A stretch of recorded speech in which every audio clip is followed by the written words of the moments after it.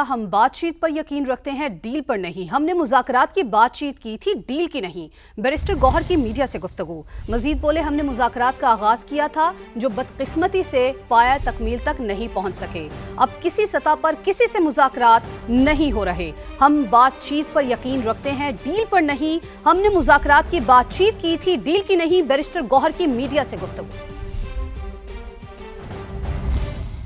जहाँ तक डील का ताल्लुक है, डील का कभी भी तस्करा नहीं हुआ। इवन लास्ट टाइम भी जब हम मुज़ाकरात कर रहे थे उसमें भी कैटेगोरिकली कहा था कि deal is of the table. हम चाह रहे हैं मुज़ाकरात हो। दो लिमिटेड हमने पॉइंट्स रखे थे कि असीरान की रिहाई हो और कमीशन का क़याम हो। इसलिए जो आज़म स्वाति साहब ने किया वो एक डिफरेंट तनाजुर में, उन्हें मुज़ाकरात का जिक्र नहीं किया है, जनरल मुज़ाकरात का जिक्र नहीं किया, लेकिन मुज़ाकरात वही थे जो हमने इनिशिएट किए थे, जो अनफॉर्चुनेटली नहीं हो सके और अभी कोई मुज़ाकरात कहीं भी नहीं हो रहे।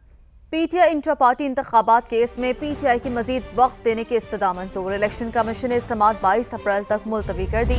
Chief election commissioner Sikandar Sultan Raja ने पीटीआई वकील से कहा, आपने आज दलाइल देने थे, 1 साल से ये केस ज़ेर इल्तवा है। हाईकोर्ट ने फैसले से मना किया है, केस की समाअत से नहीं रोका।